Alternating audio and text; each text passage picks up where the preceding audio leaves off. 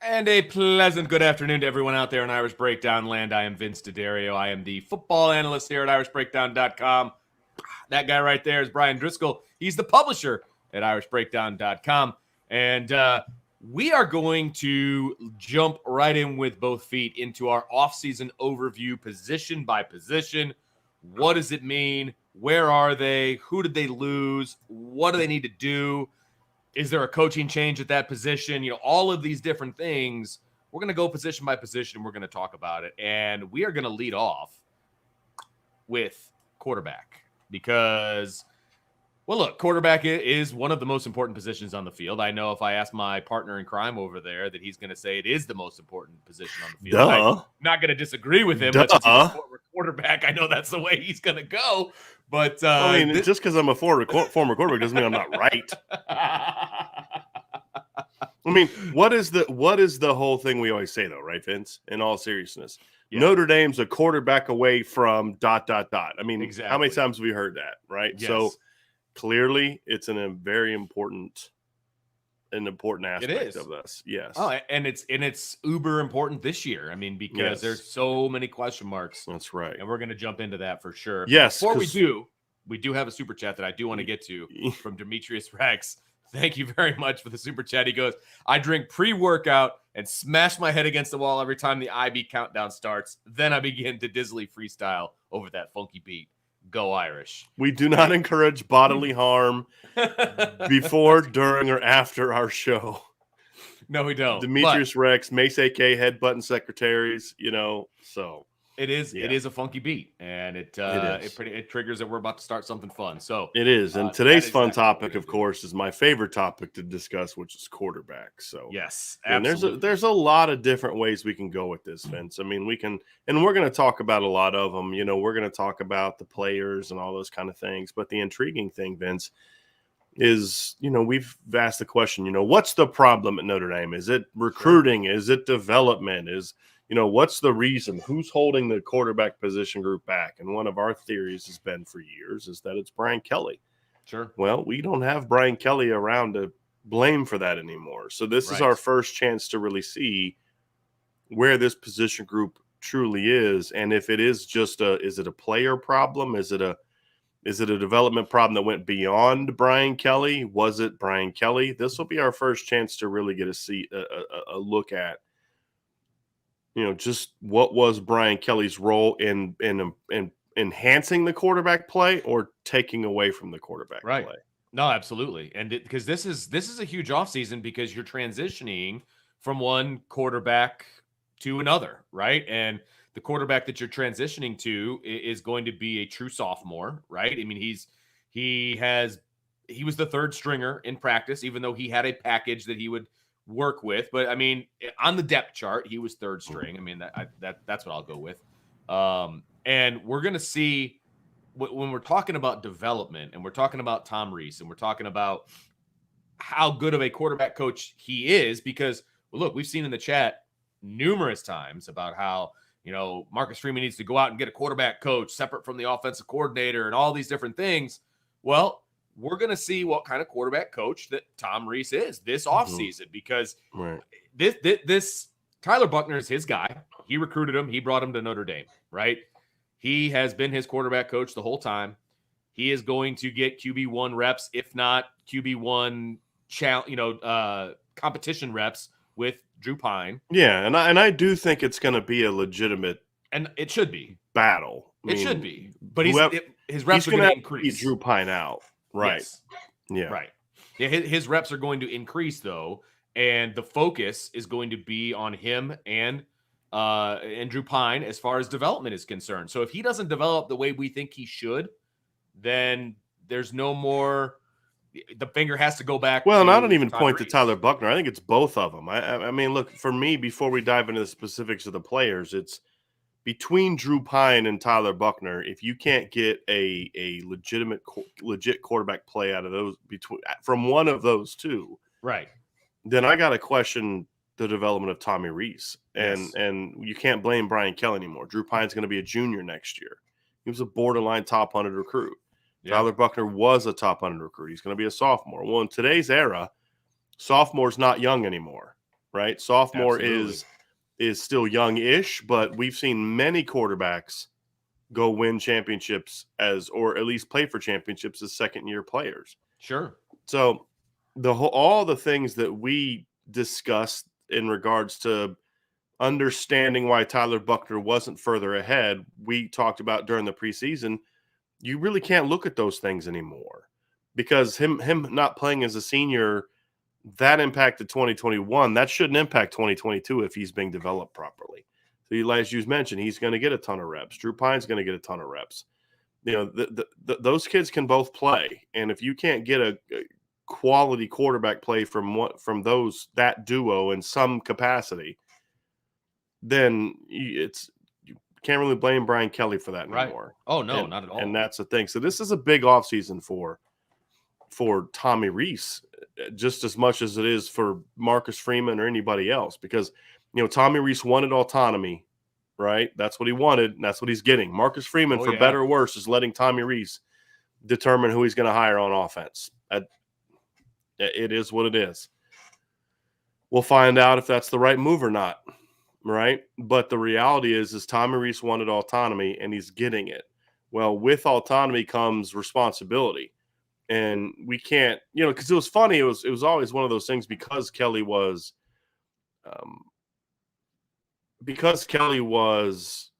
sort of an offensive guy. There was always sort of this, whenever a bad call was made, it was like, why would Kelly make that call? Yeah. Right. When a good call was made, it was like, oh, great call by Rees. Right. Well, you don't have that anymore. No one's like, why did Marcus Freeman get on the horn and make that call? No, that wasn't it. Right. This is Tommy Rees's deal now. And so he's going to have to figure out, like, okay, what can I do to make sure we're getting faster starts? What can we do to make sure we're adjusting better? So there's all those things to talk about. But at the end of the day, the biggest thing is going to be quarterback development. Absolutely. And you had a savvy veteran player last year that was limited from a playmaking standpoint. Now you're going to flip the script completely. You're not going to have real veteran players, real experienced guys, the rocks that you can kind of lean on in those big moments. You're going to have young guys. But you're going to have young guys that are more talented than the guy you lost. Right. Especially Tyler Buckner. Again, we think Tyler Buckner's going to win the job, but he's going to have to earn it from Drew Pine. Drew Pine's not going to go down without a fight. But Buckner especially is a playmaker. And I think Drew Pine even brings more of that playmaking ability to the table than Jack Cohn did. Jack Cohn needed to be the guy in 2021. That's not the point. The point is, that's not the argument.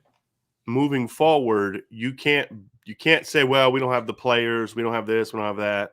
You recruited these guys, right? So if Notre Dame doesn't have the talent at quarterback to be successful, who recruited every quarterback on the roster right now? Right. Tommy Rees did. Yep. He's going into year 6 as the quarterback's coach and year 3 as the offensive coordinator. If you're lacking the quarterback talent, that's on you. If your quarterbacks can't play to a certain level, that's on you.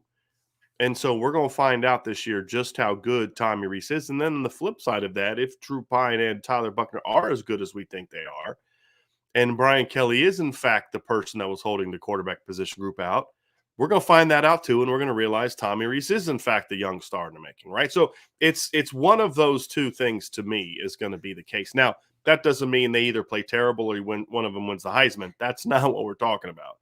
It's just about seeing growth and improvement from season to season and then from end to season in those type of areas. And so that's what's at the end of the day going to make this a really interesting discussion. And, because the other thing too is Tommy Rees is responsible for what the quarterback room looks like.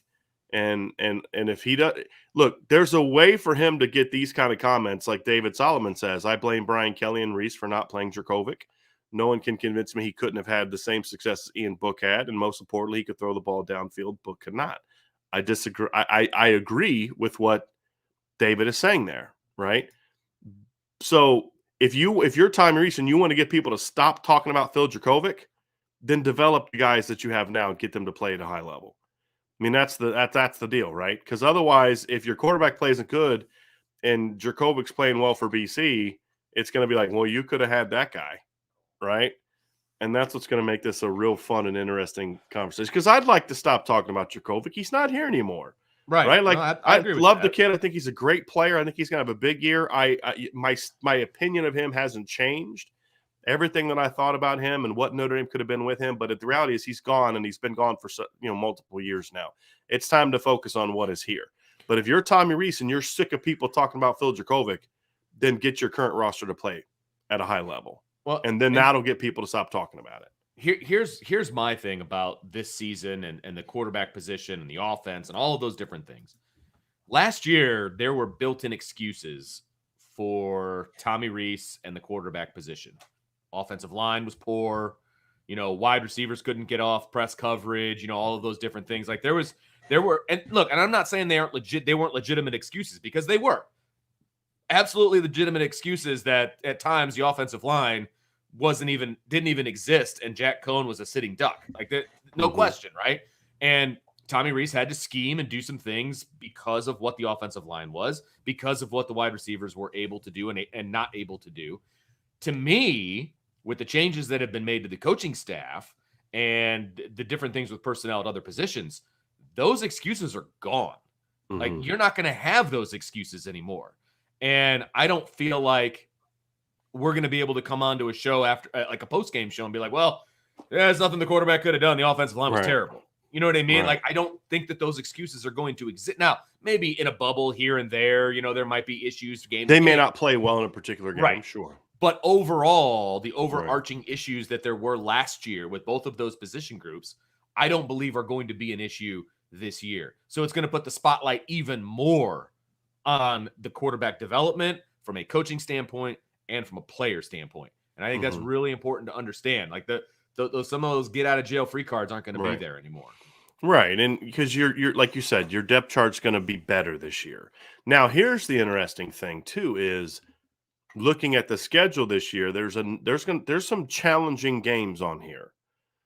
And you're going to some of the things Notre Dame was able to get away with this year because the schedule was not good. We've talked about this, and you could go back and say that about multiple seasons since 2017, after 2017, because that was a very hard schedule.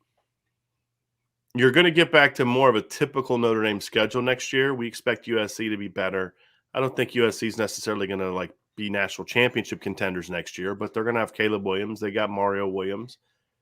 They have Lincoln Riley. They're going to be better. Clemson's going to be a top 10 team. Ohio State's going to be a top 10 team. Absolutely. BYU is going to be a top 25 team. There's several. North Carolina is going to have a chance to be a top 25 team again. Boston College is going to be a top 25 team. With Jurkovec and Zay Flowers coming back and decent chunk of their offensive line coming back. So you're going to need you're going to have. That's another reason, practically speaking, the quarterback play is going to have to be better, because to manage the schedule, the quarterback play is going to have to be good enough to manage it. Whereas in the past, you could kind of win in spite of quarterback play at times. And they did that early in 2021 when Jack Cohn wasn't playing great. They won at times in spite of the quarterback play. Later in the year, that changed, and Jack Cohn finished his career on a very, very high note and really good stretch of football. Sure.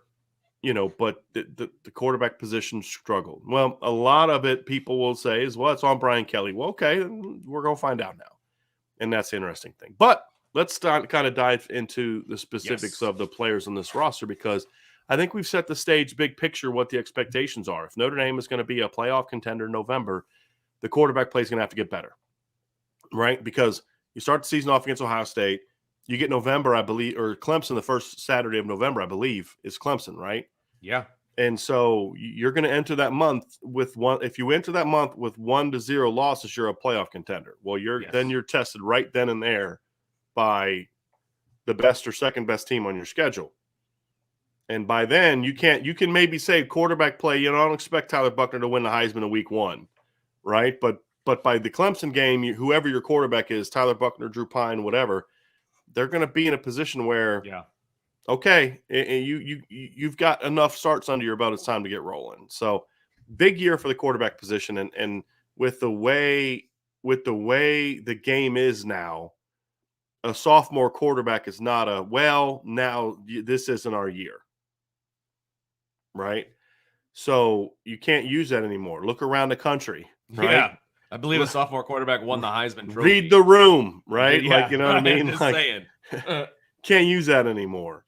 No. So that's going to be an interesting aspect of it. So, Vince, let's dive into the personnel. Let's right? do this. And we're going to start. Look, people say, why are you assuming Tyler Buckner is going to win a job? Well, we are, but we think Drew Pine's going to give him a test. But we got to start somewhere. And we're going to start with the guy that we think is the most talented player on the roster at the position, and that's Tyler Buckner. And this is to me, Drew Pine can be a really good quarterback for you. There's no doubt in my mind. I think Tyler Buckner has the potential to be an elite quarterback. Right. But he's going to have to get better. So let's first talk about what he brings to the table, what he needs. This will kind of be the format we go, what he brings to the table talent-wise, where he's got to improve as a player, and sort of what the expectations need to be. Or not the expectation, but like what's the pathway between now and the season for him to get where he needs to get to. Yeah, no, I mean, look, we know that Tyler Buckner has the athletic ability and the skills to be an elite quarterback. Mm-hmm. Okay. He can run the ball very effectively. We saw that as a true freshman. Okay. Mm-hmm. We saw him run away from guys. We also saw him get caught by some guys. Okay. So, if we're talking about, there was, what was it? Was it, he had a long run. He got caught from behind. I can't remember what your memory is 1,000 times better than mine is. But I'm not remembering that. Okay. Well, I remember he would have had a touchdown, but he got caught from behind at like the 15, 20-yard line, something like that. And I can't remember what it was, but it was still like a 40-yard, 50-yard game. Right. So, his running ability is clearly right now on January 17th. That's his strength. Okay. Because of how he was used. Yes. Because of how he was used. Yeah. Right. I mean, we're going by what we see, right? And we're going off of 1 year of high school ball and then what we saw as a true freshman at Notre Dame. So his running ability is a strength. That's what makes him dynamic, is the fact that he can run the ball. But we also saw the fact that he can throw the ball. Now, what he needs to work on is decision-making in the run game, because there were times where he didn't make the right decision. Now, what I'm saying is, well, first, before we get there, before we get into what he needs to do better, I want to talk about why we think he's an elite player. Okay, that's right? fine. Okay, to me, that's really where I want to stick with this for a minute. Perfect. Because I think right now the running aspect of it often I kind of feel like in the minds of some people, the running aspect of what Tyler Buckner brings to the table is almost like a criticism. Like, well, he's just a runner, right? Okay, well, criticism from me. Well, what I'm referring to though is that, like, well, you can't run him that much because he's going to get hurt, or you can't do this, or it's almost as like him being a runner is somehow a problem in some of the conversations. I think he ran as much as he did because that's what his role was. There was no reason to bring him in the game and have him sit back in the pocket and pick teams apart. That's why you had Jack Cohn as your starting quarterback. But I think what's going to be interesting is I do want to see how Tommy Rees uses that part of his game, because you can't eliminate it. If you're going to take that away from him, then just put Drew Pine in the game, right? And let him sit back and throw it, right? Like, to me, that's a big part of what makes Tyler Buckner special is, yes, I didn't rank him as a 5-star as a junior just because he threw for 4,400 yards and 50-some touchdowns against, not good competition. It was that he did that and he ran for 1,600 yards and 28 touchdowns. It's that dual threat nature that makes him unique. You also cannot, I don't think, put a sophomore quarterback that's barely 205 pounds in the game and use him like Tim Tebow. Right? You can't do that either. So I think how they utilize that is going to be interesting. And, obviously you're going to need to see the read zones, the RPO game. So I think there's aspects of the offense that Tyler Buckner's legs will enhance. I think Tyler Buckner makes the run game better because you have to respect him as a runner.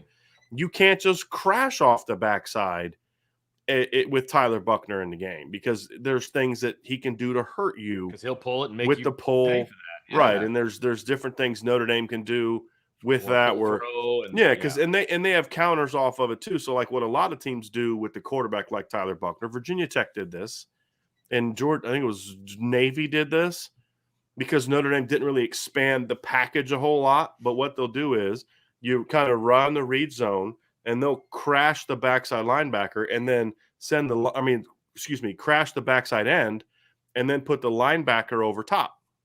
So he'll actually run with the quarterback read. Well, what Notre Dame can do off of that is when they run their RPO is make it like the triple version of the RPO, which we broke down on the film from last summer. And we use some Brandon Wimbush clips as examples of what this looks like.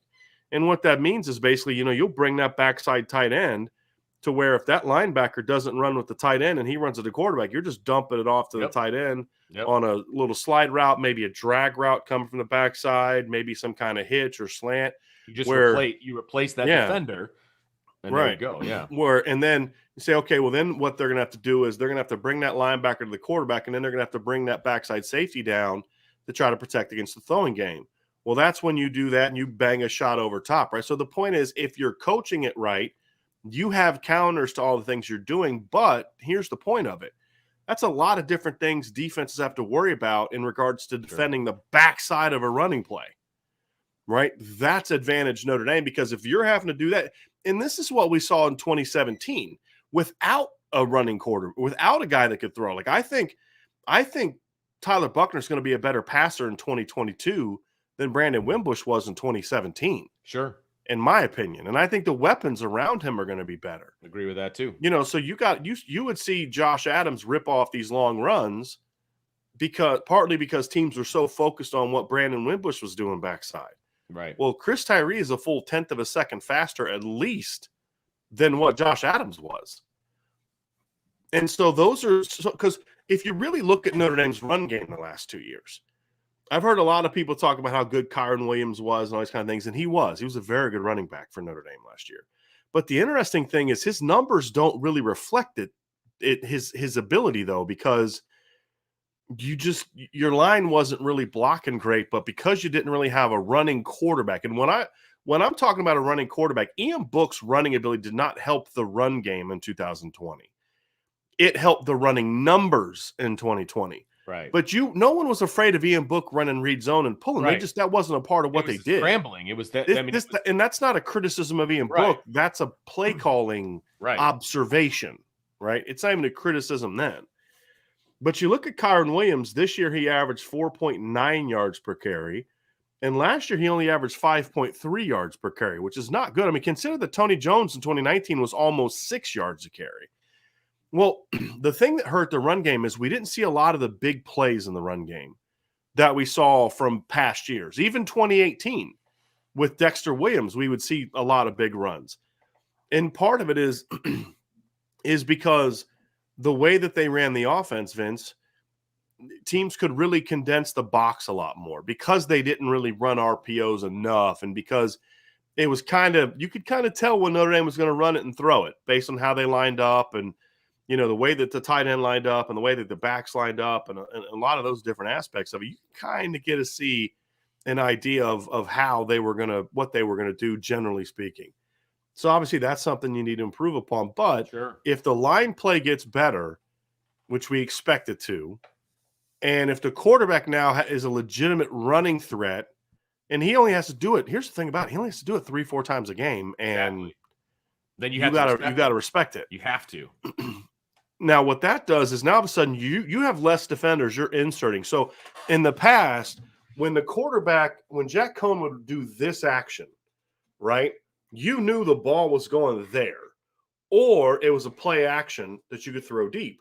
Well, what the safeties were allowed to do is the safeties could still eye the box, because their read is, okay, you're going to fill the alleys, or you're going to drop underneath or over top of a pass coverage. Well, when you're doing this, they're able to play old school defense, in that they can key the guards. And that's going to a lot of times tell you a well-coached team is going to be able to get a sense of play action versus running. And because Notre Dame didn't have an RPO game that attacked down the field, teams could really get aggressive with their safeties in their play action game or in their run game. So you just didn't see a ton of holes for Notre Dame to rip off big runs. And some of the big runs we saw last year required a bunch of missed tackles, right? Broken tackles. Sure. And even then, there weren't a lot of those. I mean, Kyron Williams had a 91-yard touchdown run against North Carolina. He still didn't get to 5 yards a carry on the season. I mean, think about that. He was below 5 yards a carry this year. That's not good. No, that's not a Kyron. That wasn't a Kyron Williams problem. That was an offensive game plan problem. Absolutely. But the point is, they didn't really have that big home run ability because once the running back was kind of given that action, it was either a run or a play action, and you defend that differently, a whole lot differently than you're going to defend a quarterback that can pull that sucker and do something with it. Because if you have to defend the backside, you have to devote a defender there. Yeah. Plain and simple. Right. And we've talked about it a million times. Football is a numbers game. And if you can manipulate the numbers, and you can do that because you have to take account for the quarterback, the numbers are now in your favor. So if you're taking somebody that has to defend the backside now, well, that's one less guy that is going to defend inside the box. That's one less guy that's going to have to defend the pass game. Right. Mm-hmm. So you're manipulating the numbers depending on how the defense wants to defend the backside. They're either going to pull a linebacker or they're going to drop a safety down or whatever they're going to do.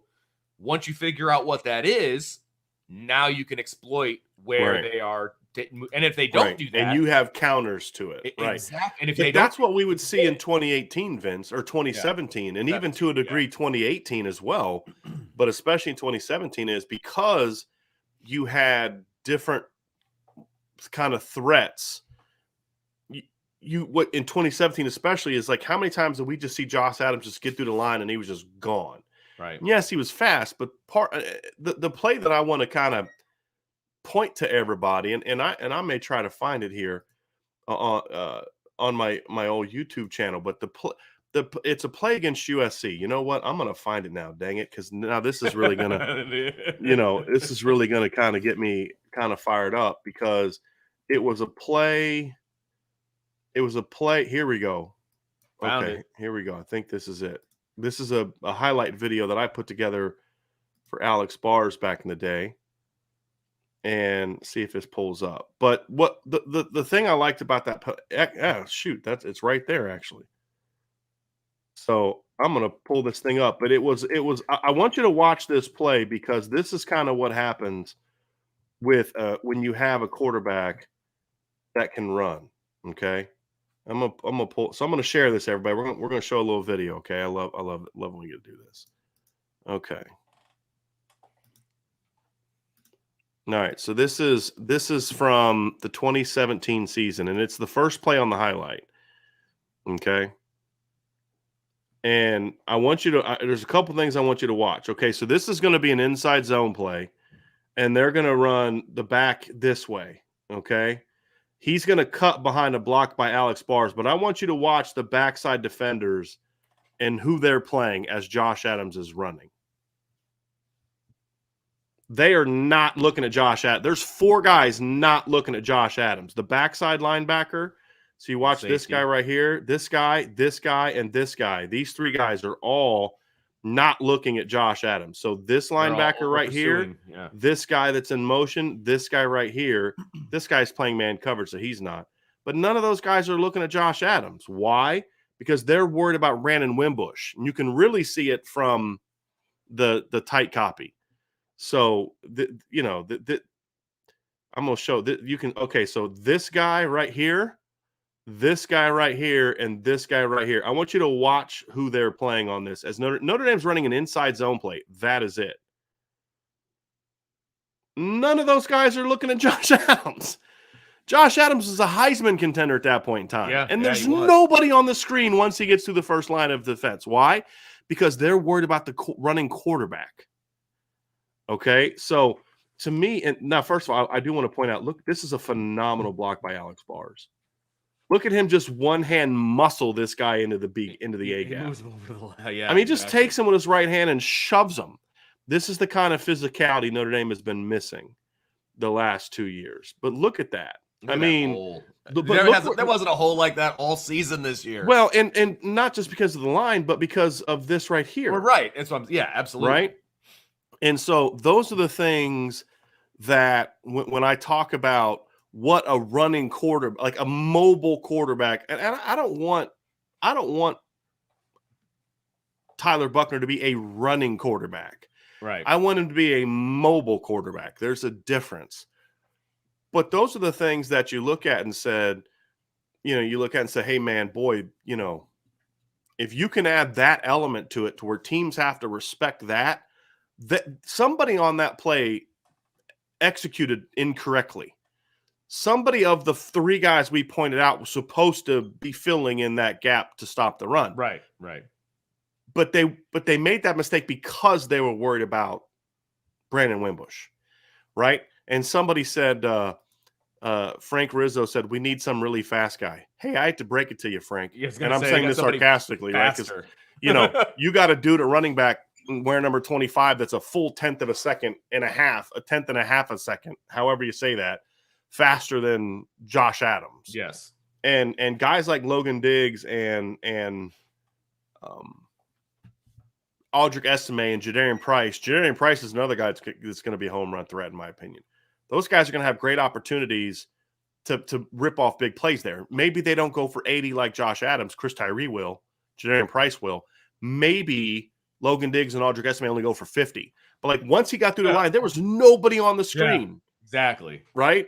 And that's the whole point. We didn't see that this year. And we haven't seen that from the last couple years because these are guys that it was an offense where the threat of the quarterback run was not there. Now you add more RPO quality to this, and gosh, this is where you start to kind of get excited about what this offense can be. Hopefully Notre Dame continues to enhance the RPO game. But that's really the big thing for me is having Tyler Buckner quarterback would enhance the overall aspects of the run game. He's an 11th. Wow, that's 6. 11th guy that you have to take account of. I mean, right? I mean, you didn't have to worry about Jack Cohn running. And it's nothing against Jack Cohn. That's just not who he is. Right. This isn't a fault. This is this is looking at, there are certain things Jack Cohn brought to the offense that Tyler Buckner won't. Sure. This is just more focusing on what that type of ability can bring to an offense. Right. Now, you've got to be able to throw the ball, right? And this is the big thing. And that's what hurt the 2017 offense ultimately is Brandon Wimbush at times couldn't make enough big plays with his arm to win you games. Yeah. That ultimately is going to determine whether or not Tyler Buckner is Brandon Wimbush or whether or not Tyler Buckner is one of the elite quarterbacks in college football. And so when I look at this, those are the things that I look for and say, hey, if we talked about what he brings to the table as a runner, if he's going to really be a game changer, he also needs to be able to do damage with his arm. Absolutely. And not just on, RPOs and bootlegs and play actions. That's a bit important part.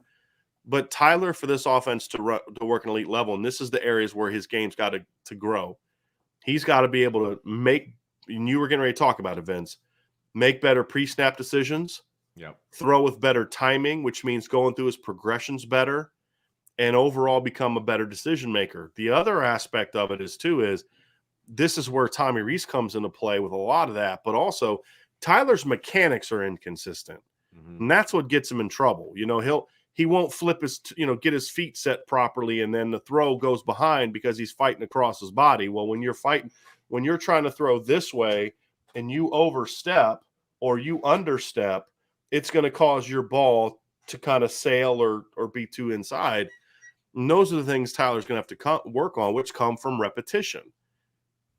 And that's the thing about Tyler is when you look at Tyler Buckner, there's times you're like, boy, that's a really nice throw. And at times you're like, oh, wow, that was not pretty. He's got to get more of the, wow, that was really nice moments. Sure. The consistency of his mechanics and his decision-making are the biggest things. I've seen some practice clips where Tyler Buckner was like, whoo, boy, that was a great throw. And I've seen some practice clips where you're like, okay, that was not good. The consistency aspect is going to determine it. But it's not just a consistency from a decision-making standpoint, Vince. It's going to have to come down to a consistency from a mechanic standpoint. Sure. And that, to me, is where the repetitions is going to have the greatest benefit for him. Because in order to get better at it, you got to do it, and you got to do it a lot. And that's where coaching and that people say, what's development? Those things right there, that's quarterback development. It's it's getting them to make consistently better and better pre-snap reads, right? To have a grasp of what the defense is doing and knowing where to go through your progressions quick enough to be able to say it's bam, bam, bam. Here's the ball's out, where it's not like, okay, he's open. Now I'm going to start the throwing process. There's a level of, okay, he's doing this. So when I get to the top of my drop, I'm ready to hit it and get that ball out of there. And so those are the things that, yes. That mental aspect comes with reps too. I mean, right. It comes with seeing it every day at practice. It comes with, being the guy. Look, you can get a lot of mental reps when you're watching film and you're not the guy. You can. But when you are the guy, those mental reps are different when you're watching film. Does that make sense? I mean, it just is. Okay. Especially mechanically. Yeah. And Q Kibbs is trying to get banned here, man. My man said, would Buckner benefit from working with George Woodfield? See, he's just trying to, it's a Monday. He's just trying to poke the bear a little bit. Okay, Q Kibbs. I'm going to write that down. Okay. Q Kibbs trying to start some stuff. Okay. Let me write that down. All right. Got you, Q Kibbs. Okay. But no, I mean, but those are the things when people say, and somebody asked us in the chat, and I don't know where it was, and we can kind of go back and find it if we need to. But the point of the question was, we hear a lot about development. What does that look like? Yeah. That's development right there. It's helping him learn through repetition in the film room, repetition on the field, right? What he's seeing pre-snap. That's where it begins. Yes. Then that's going to tell you determinatively, hey, this is where I'm reading post-snap. Doesn't tell you where you're going to go with the ball per se. At times it does. Meaning, if I'm lining up and we've got one receiver to the boundary and there's a linebacker tucked inside and a safety that's playing the alley and the cornerback's off, I have a free access throw. I'm catching it and I'm getting it out right now, right? Those are, if I got trips to the field and they've got a defender that's splitting the difference between the number 2 and number 3 receiver, an outside cornerback, and then the safety's deep, we have leverage in numbers, okay? I'm pulling and I'm throwing the bubble right away. Yep, right? You got 2 on 2, and then you make one right. So if a guy throws 30 passes in a game, maybe 5 to 8 of them are those type of throws, okay? Sometimes, 10 to 12, but more often that's going to be like, 8 to 10 of those attempts are going to be that way. All the other ones are, okay, now you got to make some sort of post-snap read. So the pre-snap look is going to tell me, okay, I'm reading this linebacker or the safety. Okay, so, now based on how they lined up, I'm reading the linebacker. So post-snap, I'm getting my eyes on the linebacker. He's going to do this. That's going to tell me if my first read is there or not. Or the safety will tell me that. Or the corner will tell me that, right? Whoever you're in your primary, there's a primary and a secondary read, okay, right, on a pass play. Sometimes even a third read. But to keep it basic, this primary and the secondary read. The primary read is telling me where my read is going to go, right? The secondary read is going to do one of two things. Number one is it's going to tell me if I have to go to my next read. So, the primary read took away my primary route. Okay, so number one is taken by the primary read. So then I get my eyes on the secondary read to find out if I'm going to go to my number 2 or number 3 target. Okay. Sometimes, though, the secondary read is going to determine, okay, the primary read did this, but I got to make sure that the secondary read's not flying from the backside to pick off my slant route or my post route, right? So there's always parts of that, but that comes from film preparation.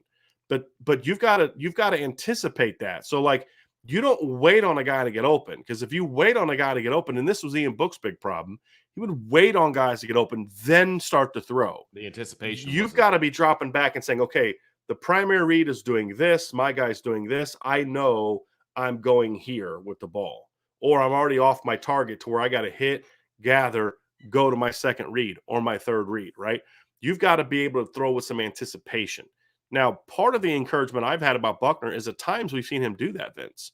He did that in the spring game. He banged a corner route to Mitchell Evans in the spring game where he was hitting and planting and getting and starting the throwing process as Mitchell Evans was planting that inside foot on a corner route. That's the kind of anticipation you need to see.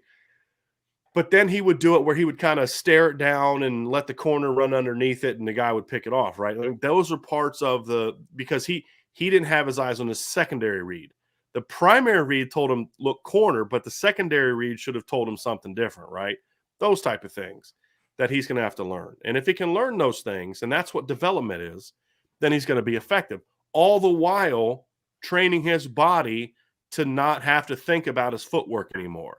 Because you can't be thinking about your footwork. It just has to be natural. It just, it's like if you're a boxer, you're not in the ring thinking about, okay, left, right, that's my feet. It's just but it comes through training. Exactly. You've conditioned your body that when I'm throwing to the right, I'm stepping just like this. When I'm throwing to the left, I'm stepping just like this. My hips can't be closed. They can't come flying open.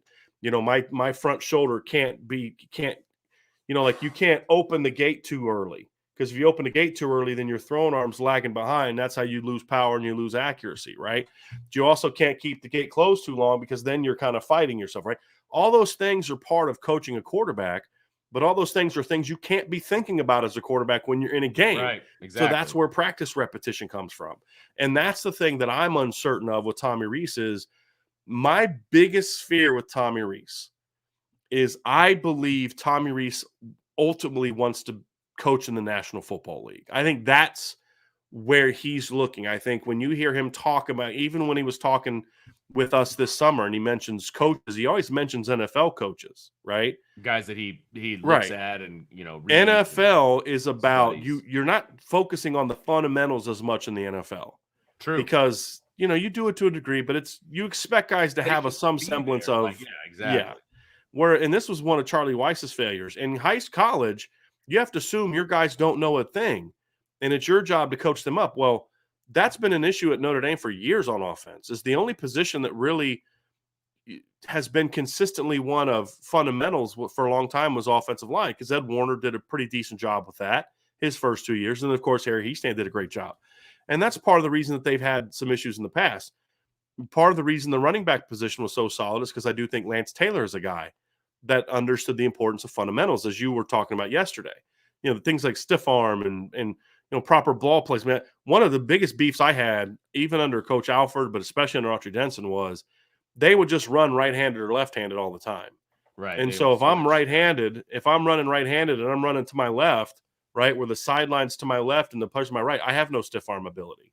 Right. Because my not only that, I've put the ball closer to the defense. I'm a believer that that's amazing. We put the ball in your outside arm. We learned that some running back coaches don't believe in that. That's crazy to me. Yeah, and you can go see that during Autry Denson's tenure. It drove me nuts. But Lance was great at that. But it's also about knowing when to do the transition. And when to you put don't in do the it when left you're arm. going through the line. You know what I mean? Exactly. Right. But receiver, we didn't see good technique. Quarterback has not been really good with technique for years. It's just, it hasn't been a sound position because it's been so focused on scheme. Scheme is not going to be why Tyler Buckner is effective or not. It's going to be about, can you teach the fundamentals? Can you teach him how to play? Can you focus? Can you put more emphasis on the footwork, the mechanics on a day-to-day basis than you have in the past? Especially the last couple of years, because he's had a fifth-year senior or a senior at quarterback each of the last 3 years, where you're not focused as much on the fundamentals aspect of it. Well, you don't have that now, and if you really want this kid to be successful, that has to be more important to you than anything right now, and that's going to be the key for whether or not Tyler Buckner is going to be able to be successful next season. Is can his position coach understand the importance of really honing in on the mechanical aspects of it beyond the great scheme? Because if you're running a great scheme, but Tyler Buckner's can't set his feet properly, don't get mad at him when he's missing throws that you schemed up incredibly well. It's your job to make sure that part gets there first. And, with a kid like Tyler Buckner, great mechanics and talent is going to carry you with mediocre scheme. But great scheme can be hindered by not having players that can play the game the right way. If Tommy Rees can combine those two things and have really good scheme with really fundamentally sound players, especially quarterback, then this offense can go crazy next year. I truly believe that. There's a lot of talent around Tyler Buckner. Mm-hmm. A lot of talent and a lot of really good coaching surrounding the quarterback position.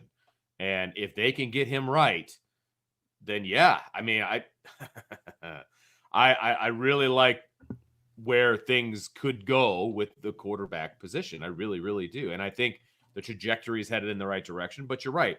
All the questions that we have about quarterback development are going to be answered in this offseason and during the season. To a degree, yes. Yeah, I mean, look, we're not going to be able to watch game one and be like, can't develop quarterback. But there's going to be some things that we can pull from game one. And there's things that we can be able to pull from the spring game and all of those different things. Right. But this is then seeing how they develop throughout the season. Exactly. I don't expect Tyler Buckner or Drew Pine to be a finished product by game one. Right. But we need to see steady growth. Right. And that's going to be the key. So what can Tyler Buckner be, right, as a sophomore? I mean, to me, there's no reason he can't be a game changer this year. Now, as a sophomore, there's going to be mistakes you're going to have to live with. He's going to throw some bad picks. He's going to hit a dude right in the chest on defense. I promise it may be the opener. He's going to drop back and hit some dude right in the chest 100%. Because he just didn't see it. Didn't see the secondary read. It's going to happen. That comes with experience, right? But I'm willing to live with that if he's also then going out there and making the big time plays. And what does that mean? Okay, it means making big plays within the framework of the offense first and foremost. It means making the right read on the read zone. It means making the right read on your throws. It means, hitting that RPO quick slant and getting that to your receiver and letting him go run with it, right? That may, I just do a slant route. Receiver did all the work. Yeah, I know. I get that. That's great because that's the talent they have. But he read it out. He made the right read. He threw accurately. Place to put those the ball. Kind of things, right? I mean, being able to he's going to have to be able to be more effective getting the ball down the field, right? He's going to have to hit some post routes. He's going to have some go routes. He's going to have to hit some of those backside seams like we've seen him do on the go route and the backside seam. Then he's going to have to be able to be a playmaker off script. And that's going to be the part of it too. So is you're dropping back to pass, nothing's there, take off, run, and go do something with it, right? It's getting more of those plays and over the course of the year, limiting the ones where you're like, yep, young dude, mistake. And the great players make mistakes. They always do. The great players don't make them a fourth, a fifth, a sixth, a seventh time. That's the key. Right. They learn from it. Right. And that's the development piece. The development piece is, he threw a pick and didn't light up Ohio State the way you would hope he would. Okay. That's not determinative of what he's going to be. It's okay. Sure. Does he make those same mistakes again the next week and then the next week and then the next week? That's going to be the key. And that's development, in my opinion.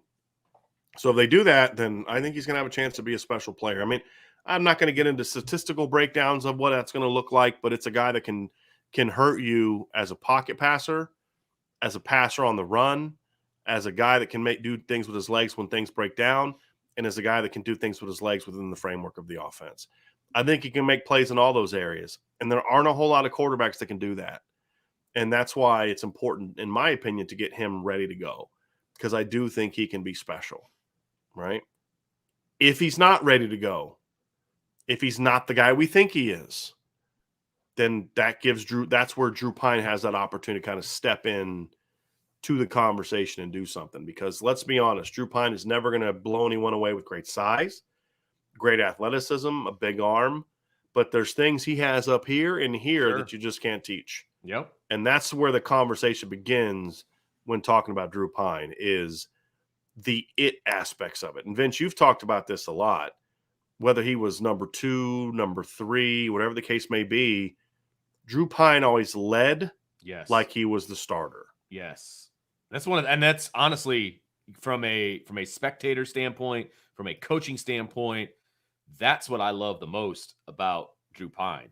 Is he was, from day one of him being on campus, specifically this year, specifically 2021, he was the emotional leader of that quarterback room. I've described this in the past, and we only got to see so many practices, but when they would be an individual, for example, and let's say the wide receivers would come join the quarterbacks, he'd be the first one over there to greet the wide receivers as they came over. when the linemen came over to join the group, if they were going to do team, he'd be the first one hooping and hollering and going and meeting those guys as they would come over. Like, he was the emotional leader of the quarterback room. There's no doubt about it.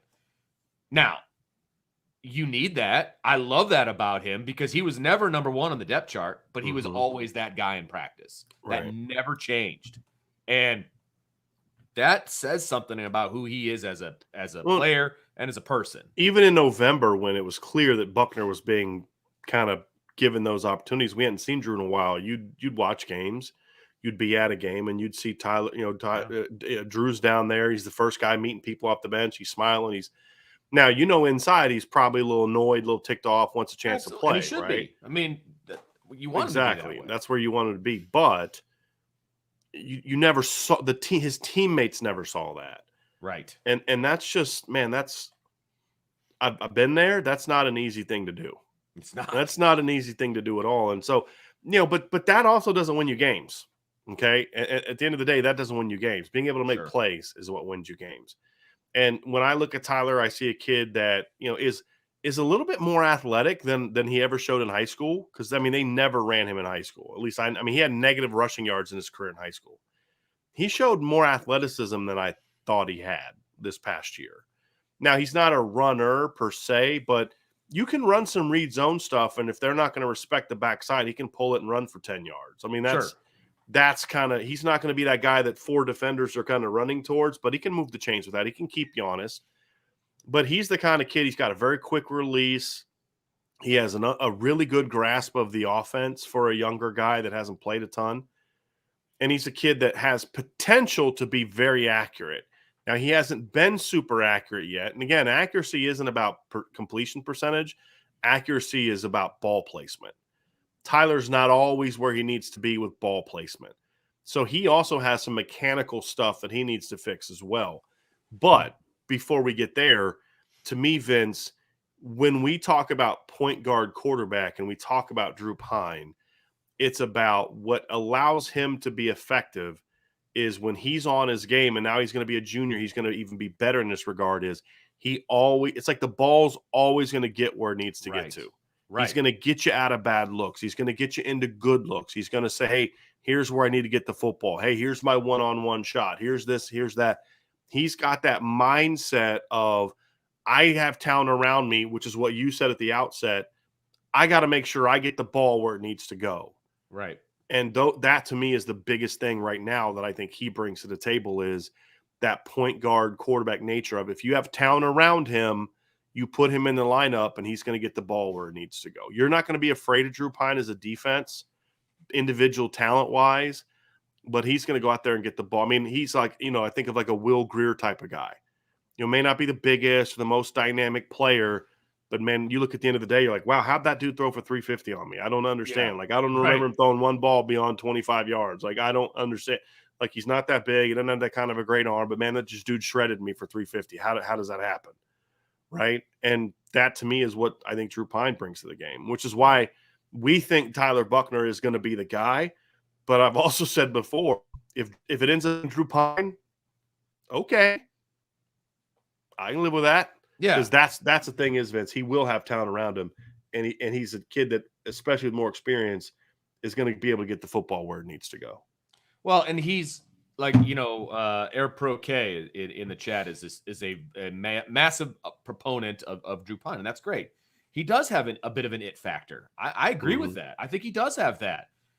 And would I be afraid if he was the starting quarterback at Notre Dame? No, I think he could steer the ship. I think they could win a lot of games with Drew Pine. Mm-hmm.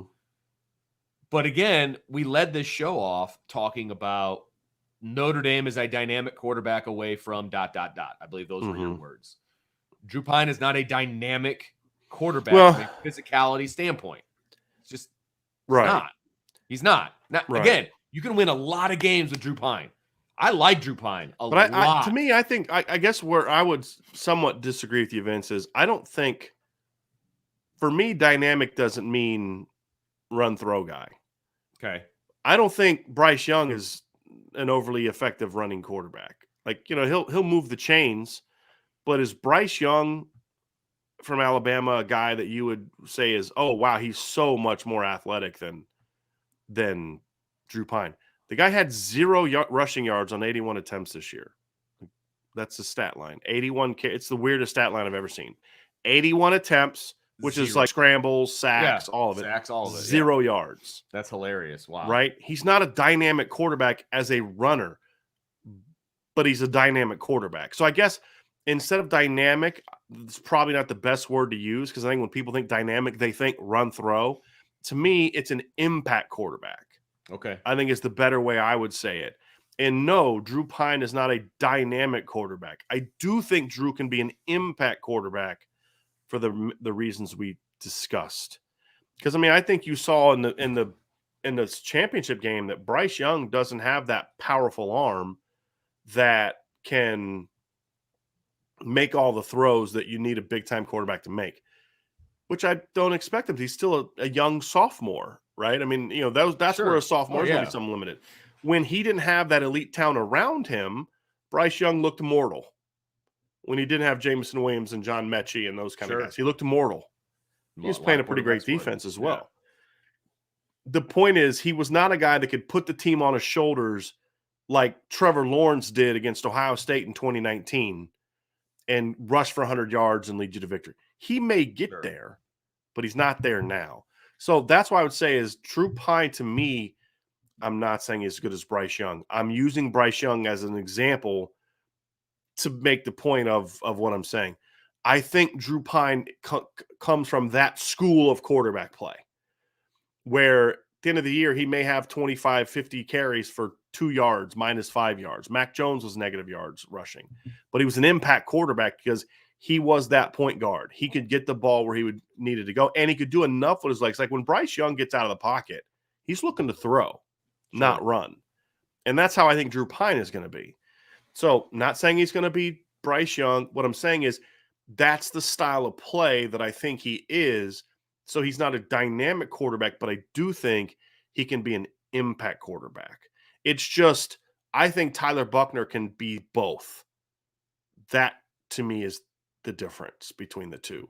But if Tyler Buckner can't do the pocket things well enough, personally, like if Tyler Buckner can't read out defenses, can't throw accurately, can't make good decisions, I'd rather go with Drew Pine, knowing what I'm losing from the run game, because I think I would, if I could only have one or the other, give me the guy that's not going to be the dynamic runner, but can get the ball where it needs to get to every time with his arm. Because there's dudes out there to get the ball to. Right. Because now you're making everybody around you better. Whereas if it's just about the quarterback's a great runner and a playmaker, but he's not able to get Michael Mayer the ball enough, or get, you know, Braden Lindsey the ball enough, or get Deion Colesy or Lorenzo Styles or Avery Davis or whoever else the ball enough, then I don't care as much about the running ability as the starter. I would say at that point in time, just go back to the system you had in 2021, but instead of it being Jack Cohn as the starter, it's Drew Pine.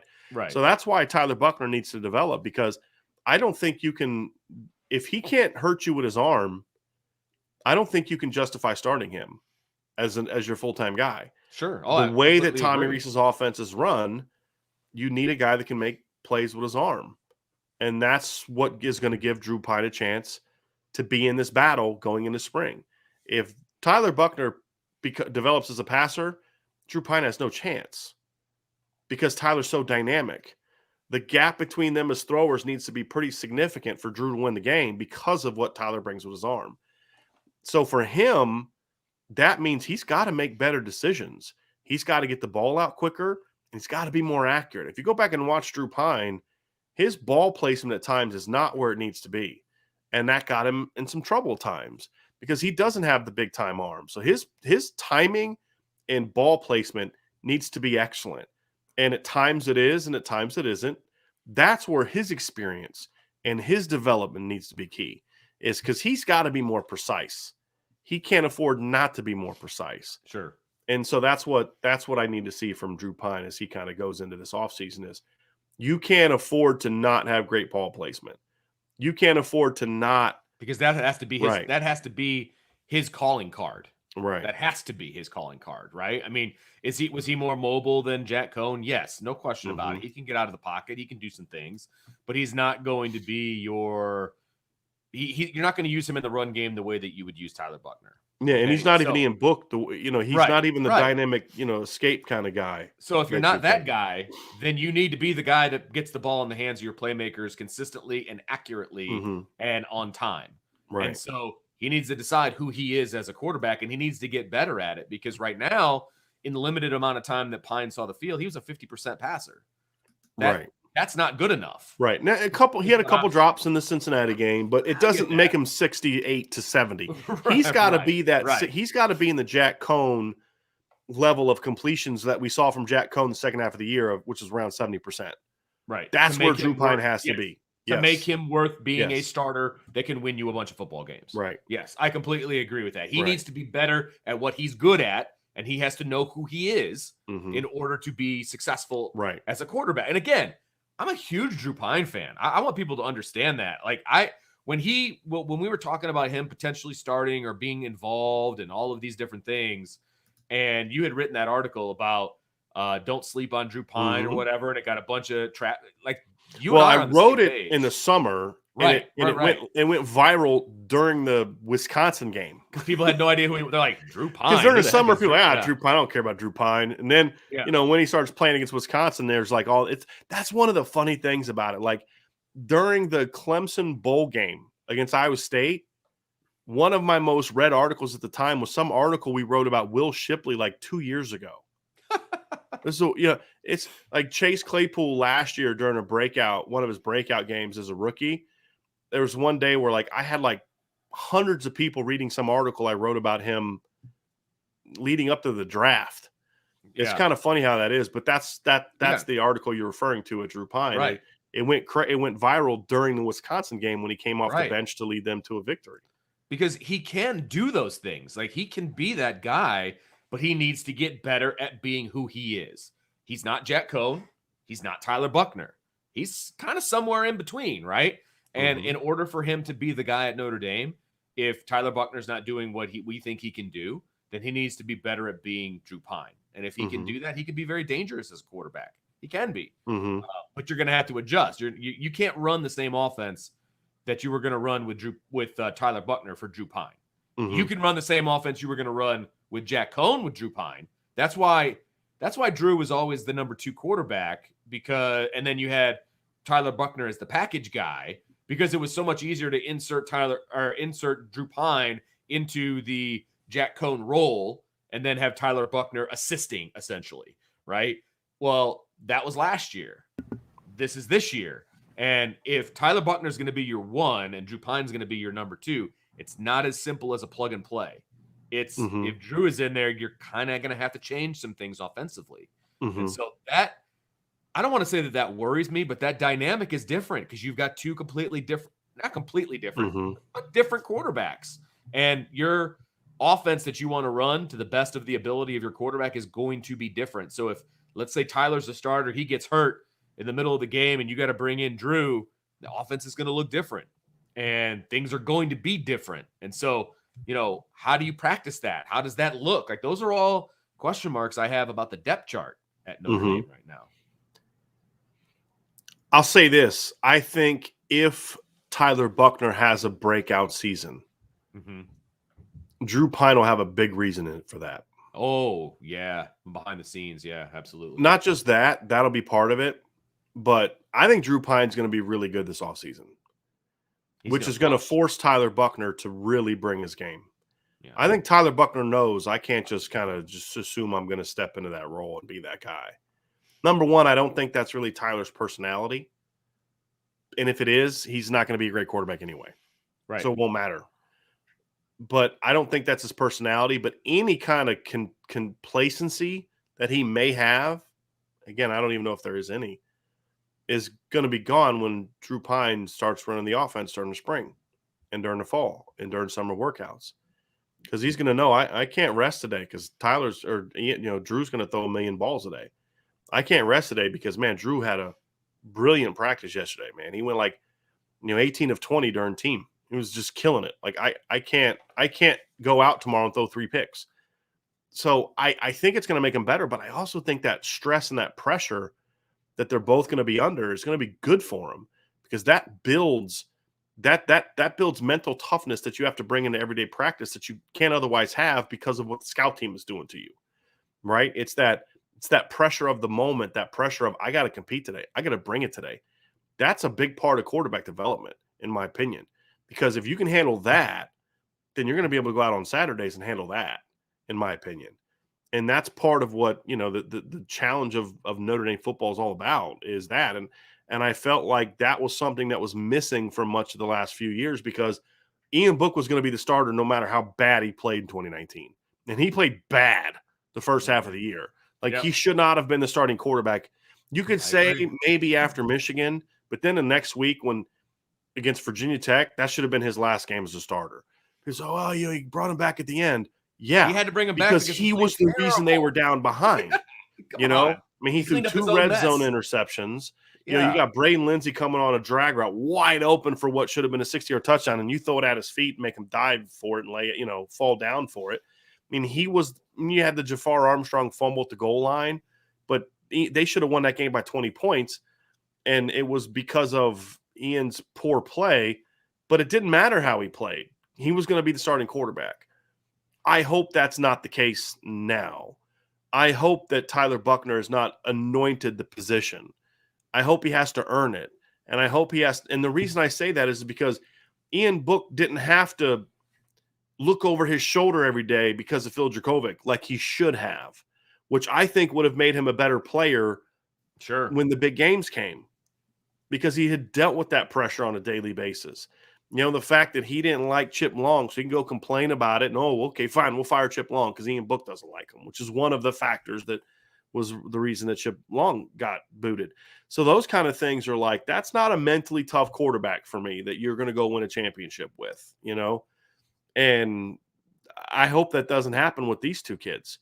I hope that they're allowed to push each other every day, and that Tyler knows, hey, yeah, you may be the guy that's the leader in the clubhouse now, or halfway through spring or going into summer, but Drew's always going to be coming for you, and vice versa. If Drew's the better quarterback right now, hey, don't just because, let's say they named Drew Pine the starter for Ohio State, don't get complacent, kid. Right. Because, Tyler's breathing down your throat. And the same thing is true if Tyler gets named starting quarterback against Ohio State. Hey, don't get complacent because we got another kid that wants to play. So, to me, that's kind of what I want to see. I want to see a battle, and I want there to always be sort of a healthy battle there. Now, that doesn't mean that you want your quarterback in games looking over his shoulder every time he throws an incomplete pass. That's not what we're talking about. We're not talking about Steve Spurrier rotating Rex Grossman and Jesse Palmer every other play, right? That's not what we're talking about here. But if you don't do the things you do on a day-to-day basis, and you're not going out on Saturday after Saturday and playing to your potential, we're gonna be able to make a move. Because I do think the starter needs to be given the freedom to make mistakes without knowing he's going to get benched. But at the same time, he needs to be able to be out there battling and saying, hey, look, this is what I got to do on a daily basis. So that's where I'm at. There is a third guy on the depth chart, or there will be, I should say. Or is he? He's not there right now, is he? Yeah, school semester started. He's an early enrollee. Okay. He's an early enrollee. Okay, so he is there. All right, so Steve Angeli is the incoming freshman in the 22 class that is already on campus, and he will be the third string. I don't think any of us are going to, tell you that he's going to be competing for the starting job. He's going to be competing for the number 2 job. He's not. But you don't need him to be. I mean, that's not what the expected role is for Steve Angeli. I do think there needs to be some urgency with him, though. Okay. In how they develop him. I don't think they can just sit Steve off to the side and say, we're not going to worry about developing you right now because we've got to get these guys ready. I'm not saying he needs to get starter reps or battling for the quarterback job reps, but maybe it's the GA. Maybe you have the quarterback GA if he comes back next year. I don't know if he is or isn't. Maybe he needs to make Steve Angeli's pet project. And the reason I say that is because going to your third quarterback is not an unheard of thing. I mean, they just happened last year. I was going to say it happened. And when one of your quarterbacks is a guy that does bring a little bit more of running, getting in space, taking more hits type of game. He's it's also a kid who missed his sophomore season of high school because of an injury. You are in a situation where you're an injury away from him being from Steve Angeli being your backup quarterback. He's not even close to being ready because he hasn't played a ton of football. He only played, I think, 6 games as a junior because of COVID. He didn't start as a sophomore at the varsity level. He was a JV kid as a freshman and sophomore. Started as a junior, only played 6 games, and then they played this year. But he didn't even pass for 2,000 yards this year because they were a running and ball control type of team. Tyler Buckner threw for 2 times as many yards as a junior than Steve Angeli threw his whole career in high school. True, just about, and so he's a long way away right now. They've got to have a sense of urgency of developing him because he needs to be ready. You can't say, well, he wasn't ready, right? Okay, fine. That means you failed as a quarterback's coach by not recruiting better players, right? Because you may have to go to your third guy, and right now Steve's not that guy. So it's important for me to have a Steve Angeli plan beyond just normal development in the spring, especially. And that's where you can have your GA, because in the fall it's a little harder because your GA is going to be focused on game planning and preparation and advanced scouting and different things like that, where he's got to get, running the scout team defense and all things like that. He can't spend as much time on his freshman project. That's where the spring comes into play. So I would actually have a Steve Angeli plan for the spring if I'm Tommy Rees, because I think you need to have a sense of urgency in getting him ready to play, where if his number's called, there's a package that he can go to. He's going to be mechanically ready to play, and he's going to be mentally ready to run that package to get us out of a game. And that's what I think they need to develop towards, because I think that makes sense. Yeah, if they don't do that, then again, what are the odds are kind of slim, but it's an option. When you're coming off of a season where you had to do that, you can't assume it's not going to happen again. Sure. That would be foolish, in my opinion. No, I think that's smart. And he's clearly a smart kid. He clearly is a leader. I mean, with what he did with the recruiting class and all of these different things, guys are going to look up to him. They're going to look to him to lead. But you don't prepare him as a starter, but you prepare him to be ready to play, because that's what you do when you're a backup quarterback. And being an early enrollee is only going to help him with all of that, right? I mean, that extra semester, those extra spring practices, all of those different things are only going to help him and to be ready. And again, I am not anticipating, and I'm not saying in any way that he is going to be the guy that is going to be competing for the starting position. I'm not saying that. I am saying that he needs to be ready in case there's an emergency situation. He doesn't need to know the whole playbook. He doesn't. He needs to know enough to get a team out of trouble, out of a game. And then you can kind of reset and figure out where things are if he happens to play. And I think that's where you need to be with Steve Angeli. 3 quarterbacks on your depth chart is not a lot. And we've talked about that from a depth standpoint. And I think that's something that we were going to talk about when we're done talking about Angeli. But only 3 scholarship quarterbacks on your depth chart's to me, that's not enough. And that puts, a highlight onto Steve and what he needs to be able to bring to the table as a true freshman. Agree. But hopefully that it doesn't get that. Right. Absolutely. No, I completely agree with that too. Because if they get to their 3rd quarterback, we're going to be having all kinds of different discussions about where this team is at. I mean, that's just reality, right? I mean, that's make for an interesting conversation. Let's just put it that way. Yeah, and we do have a couple super chats, Vince, that we got during the show. Okay. I wanted to bring up one from Joe. Here you go. There we go, Joe. Thank you very much. He says, just happened to watch Buckner highlight video. Take the running out of it. He made some dynamic throws. He has all the makings of a national championship quarterback. He can make all quite high praise. He can. I don't disagree. That's why I gave him a 5-star upside grade. Right. He can make the throws. Yeah. I mean, that's part of it. It's just, can he make them consistently? That's the key. Exactly. There's not a throw that he can't make that's going to be needed to win a big game, but can he do them consistently without mistakes or lulls or being able to completely take it out? Those are the things that we need to see, in my opinion. No question about it. It's a good observation, Joe. Appreciate you. Sean S. with the super chat. Thanks, Sean. He says, would Phil Dracovic be clear starter for Notre Dame this year? If you're referring to 22, I think the answer would be no, because I think he'd be in the NFL. I don't think he's Yeah, because the only I think the main reason he's coming back in 2022 is because of the hand injury. Right. He got hurt in second game of the year. Right. And then came back for the last 3 or 4, but then they didn't get to play their bowl game, which stinks. But he was clearly not 100%. So, assuming he had the same injury, which you can't translate, well, if he's a Notre Dame, he'd have the same injury. Right. You know, I don't know, because I think if he would have stayed at Notre Dame, he'd had it'd because they gave him they put him in 19 and he played, and they was their quarterback in 20 and 21. Right. And I think they'd have been a playoff team this year with him. And it's a down quarterback class. It's not a great quarterback. When Kenny Pickett's the best quarterback in a draft class, there's room for a guy like Phil Dracovic to jump in. 100%. So, assuming he would have been coached correctly, and I think that's the big problem, is I don't know if he'd have been coached. That's why he left in the first place. Right. Yeah. Well, it's one of the reasons. Yeah, Well, absolutely. Is he wasn't being developed by Brian Kelly and Tommy Rees. That was his issue. Chip Long was gone for a month by the time Phil Dracovic decided to transfer. Right. Which is why I laugh when people are like, oh, he left because he didn't like Chip Long. Chip Long had been gone for a while. He was gone when Phil transferred. You know, because Phil was on the team in the bowl game.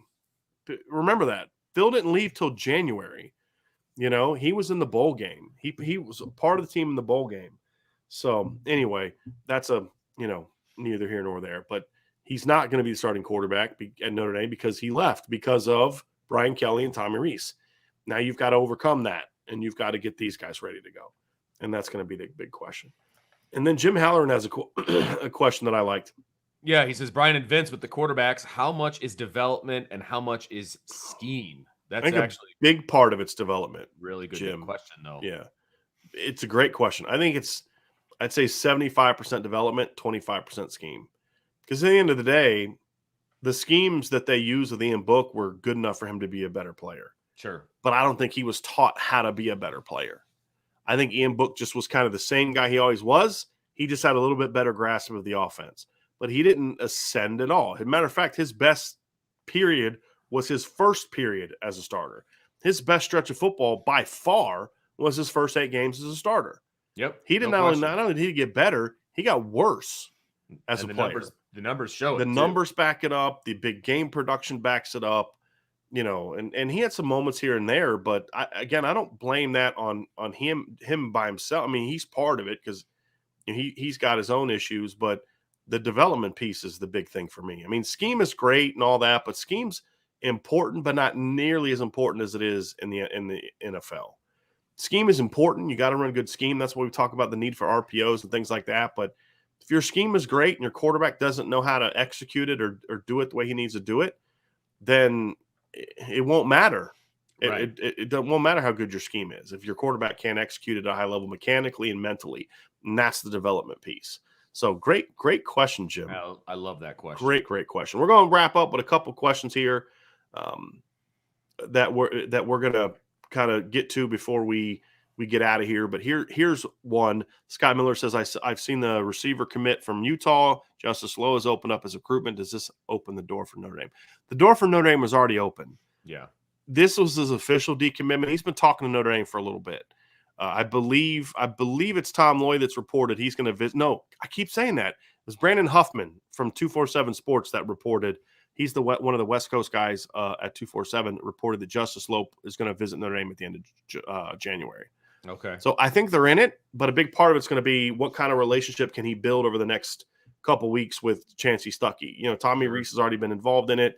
Now it's going to be about Chancey Stuckey. I think that's where with some of these junior commitments or junior receivers like Carnell Tate and Jalen Brown, hiring a new position coach can be a benefit because with Ohio State, it's like offensive wise, okay, Day, Kevin Wilson, Hartline. It's just about continuing to enhance things. Well, now at Notre Dame, you've entered a new whole dynamic into the mix, right? That could either, not help you or help you a ton. And that's going to be a key is getting Chancey Stuckey involved in this and getting him up and going as quickly as possible. And I don't believe all the I's have to be dotted and T's have to be crossed on his background check and contract and all those other kind of things for him to be able to start engaging with players. Because here's the thing, it drags out, but they don't tell you who you can and can't hire more often than not. I mean, meaning the background check is going to bring up some red flags, but you kind of already know those. Right. You know what I mean? Like you don't hire a guy or agree to hire a guy and then all of a sudden, oh geez, we had no idea he had this in his background. That rarely happens. So I expect all those guys to be hired. It's just Notre Dame has this absurdly silly process that, HR process that has to go through before you can announce a hire. It does. It's just absurd. in 2022 Right. where we're at with technology that it would last It's this ridiculous. long. But Yeah. anyway, what are your thoughts on Lowe? I like him. Okay. Yeah, he's kind of got a little bit of Will Fuller and TJ Jones in him, and I'm talking about the high school version of Will Fuller. Sure. He's got some juice, but not like 4.3 juice. You know what I mean? Okay. He's got a really nice burst off the line. He's a good route runner, catches the ball well. He can make plays after the catch. He's kind of that style of guy that we've said they don't have enough of. Yeah, he can stretch the field, but he's a route runner. He can make plays after the catch. Look, I would have taken him beforehand. I think it's absurd that this kid wasn't on their radar before. Yeah. And I like him better than Amorian Walker. That's for darn sure. So it would be positive. It would be positive. No question about it. I'd be happy with that. I'd be happy with that. And then we're going to wrap up with this super chat from Christopher Moore.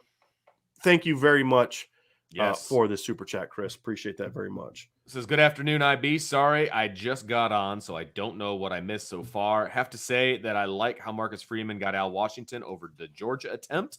With all of these new coaching hires under Marcus Freeman in 2 years, we are an elite staff. Go ND. Yeah. Love that. Love it.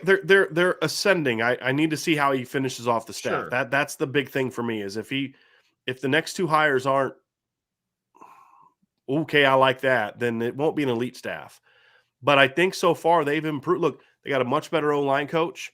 They upgraded at receivers coach. They upgraded on special teams. I think they got a really good young up and coming defensive line coach that I don't think they're going to miss a beat without Washington. I really don't. That's not to say he's going to be better. Or I don't think Mike Elston was that good. I just like Al Washington and everything I've learned about him and been told about him and continue to learn about him. I mean, I've started my all 22 breakdown of Baylor last night. I've got a lot more to do, and I'm going to try to do a video that I'm going to put on Irish Breakdown on the premium board. But, so far I like Baylor's receivers aren't that talented. That's the thing I learned last night. Like Tyquan Thornton's a nice player. He's long, but he's not super athletic. But boy, they play the game well, from what I've seen so far. So far I like what I've seen from them.